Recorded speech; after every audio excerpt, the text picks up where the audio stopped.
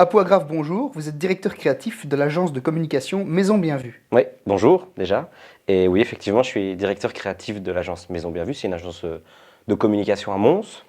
Et si je dois en parler en deux mots, je peux dire bien vu. Bien vu, bien et vu. C'est les deux mots. Bien parce qu'on a un process précis et focus sur le consommateur. Donc je ne m'occupe pas du client, mais du client de mes clients. Et vu parce qu'en fait, pour être vu, il faut des supports réels et digitaux. Et aussi de la communication qui brasse ce qui compte le plus, c'est-à-dire l'attention. Et nous, on se concentre là-dessus, pour être bien vu. Super. C'est plus que deux mots. C'est très bien. Vous savez que dans ce dit en passant, on parle plutôt de la personne qui se cache derrière la fonction. Et vous avez une espèce de passion, est-ce qu'on peut affirmer sans mauvais jeu de mots, qu'elle s'est construite brique après brique? Alors déjà, moi, quand il y a des jeux de mots, je suis toujours partant. Et effectivement, c'est brique après brique parce que j'ai une passion pour les Lego. Les Lego, jeux de construction que tout le monde connaît, mais parce que ça m'a beaucoup impacté dans mon avenir, enfin en tout cas quand je jouais petit et puis dans mon avenir, ça a construit ma voie sur de la créativité. Donc ça, c'est une passion qui vous vient de l'enfance? Oui, je pense que ça a commencé à 4 ans exactement, et ça ne s'est jamais arrêté.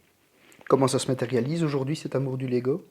Ça se matérialise par le plaisir de construire, démonter, reconstruire. C'est ce qui amène à la créativité en fait. Et je l'ai depuis. Je pense que vraiment c'est venu de là en fait. On m'a donné un jeu de construction, j'ai commencé à jouer avec. Je ne gardais pas un Lego construit.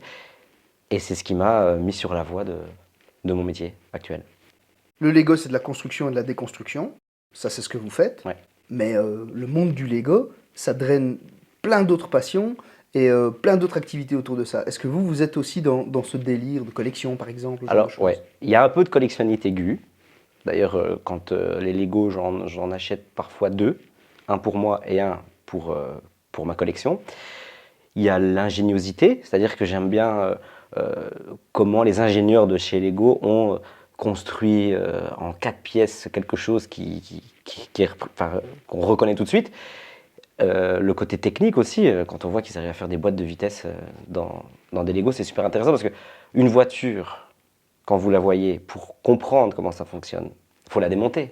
Alors que comme ici on l'a construit, on voit directement l'ingéniosité, c'est super intéressant. On comprend directement c'est ça. Le fait qu'on puisse le démonter et le remonter et faire autre chose, je pense qu'on l'a déjà dit avant, c'est de la créativité pure et moi j'adore ça. Et puis il y a un petit peu d'épargne aussi. C'est-à-dire que le deuxième Lego, je le garde il est au coffre et je le garde pour le revendre plus tard quand il aura pris de la valeur. C'était la question suivante. Certains sets Lego font l'objet de spéculation.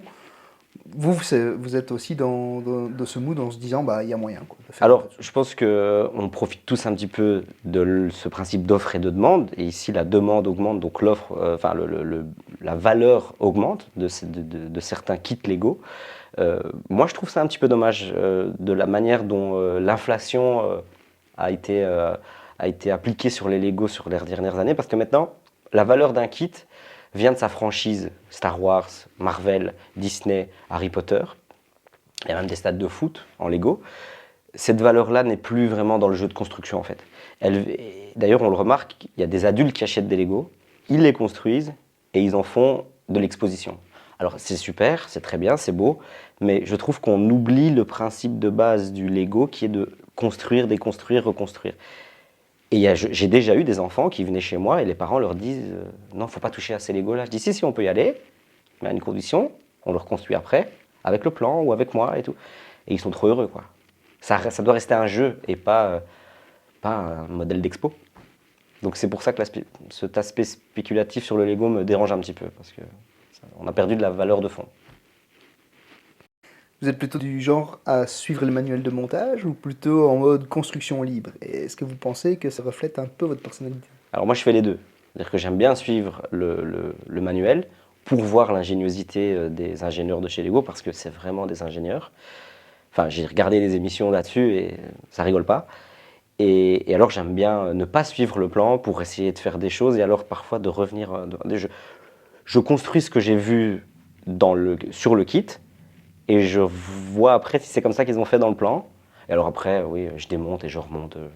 J'ai des supports d'iPhone en Lego que j'ai fait avec des ressorts et tout. Enfin, voilà. Donc, et je pense que ça reflète ma personnalité parce que je suis un curieux de nature. J'aime bien faire les choses par moi-même.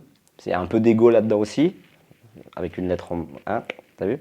Et il y a un peu d'ego, mais aller dans sa zone d'inconfort, s'autoriser le doute, c'est un des fondements du métier dans la créativité, dans la communication. Il faut oser juste mettre just do it. Ok, il faut oser s'appeler Apple alors qu'on ne vend pas de pommes. Et au final, parfois, c'est en osant qu'on découvre de nouvelles pistes. Et pour moi, ouais, le fait de quand même suivre le manuel et en même déconstruire et aller en dehors, c'est un peu ma personnalité. Les profs ont détesté ça, mais c'est pas grave. Alors, on a parlé de votre créativité avec les Lego.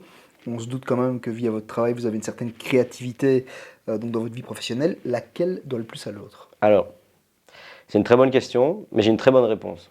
Quand j'avais 4-5 ans, je ne faisais pas de facture.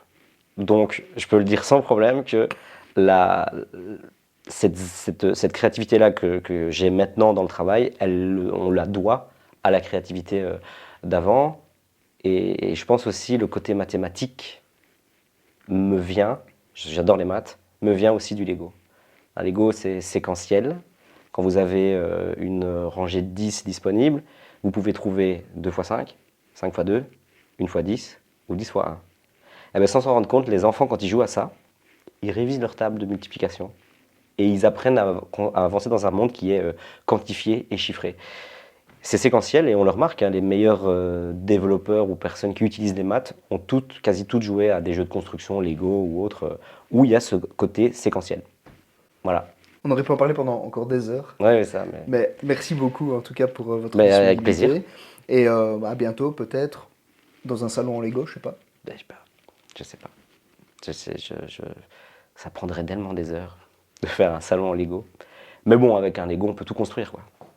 C'est le mot de la fin, mais à chaque fois que j'imagine quelque chose qui pourrait être utile dans la vie, je me dis, en fait, on peut le faire en Lego.